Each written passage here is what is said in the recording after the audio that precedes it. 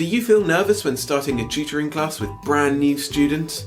I know I do. You want to make a good first impression as a teacher, but there's so much to think about. I'm Will from Enchanted ESL, and in this video we're going to look at how to stay calm and confident in the first private class with a new individual or group.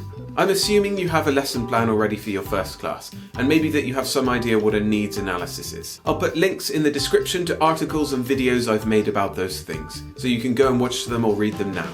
So you've got your plan, and you know in theory what you're supposed to be doing. The problem is putting it into action. So we'll cover that in this video, as well as things that may make you nervous before or during the class. Alright, let's get to the first thing, the arrival. There's only one rule here: don't be late. And don't be too early either. If you're travelling, consider doing a practice run on a free day that you have.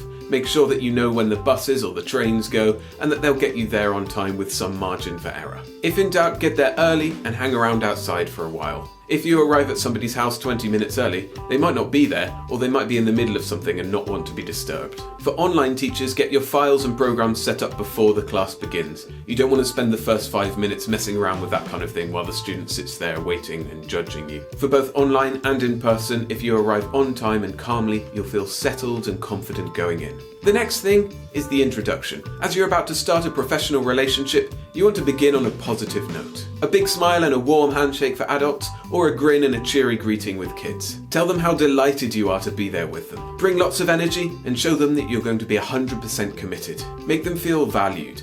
Chances are they'll reciprocate and you'll all feel much better. You may not feel super excited in the moment though. English tutoring is a fantastic, rewarding job and you should feel excited about it. But when you get there, nerves might take over and you might close up a bit. That's perfectly normal. Just do your best. You don't have to be a ray of sunshine, but you can at least show them how much you care. And because you care so much, you'll have a fantastic plan, which is our next point. Planning for the first class is tricky because you don't really know what to expect. That's why my first lesson plans are broad rather than deep.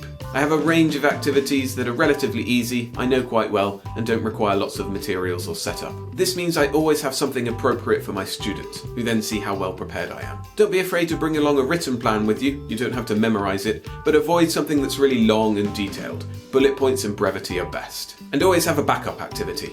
My favourite backup is 2 truths and a lie because it's really easy, it requires no setup or preparation, and it works with pretty much all students. It also helps you learn about your students.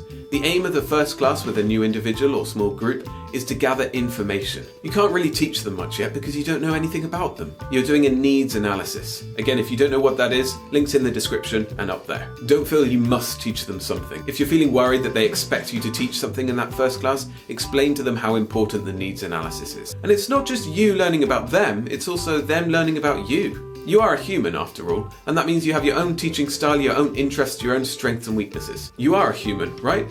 I'm not talking to an AI overlord who's going to take my job and eliminate all tutors. No, you are a real person. Good.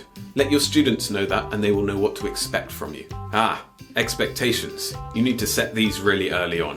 With kids, that means going over what's acceptable in terms of behaviour. With adults, it might be more of a negotiation about how much effort they're going to put in before and after the classes. For example, will they do homework? Are they going to study between sessions and then ask for corrections? Get those things sorted now and you won't have any misunderstandings later.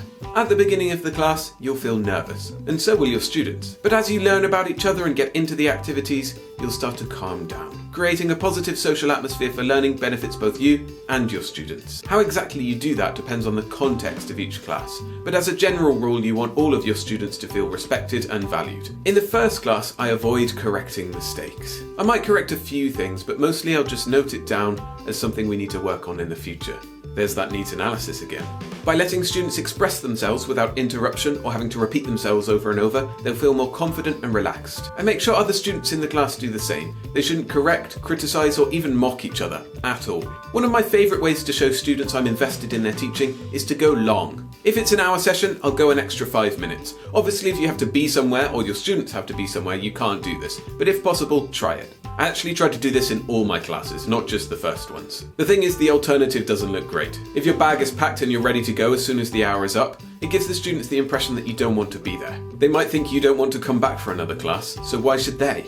And it's not great if you have students wondering if they really want another class. Which leads us to my final big tip. It's a real pro tip, this one, and it might not always be easy to do, but if you can get it done, it'll make sure your students don't drop out. And it's quite simple in theory.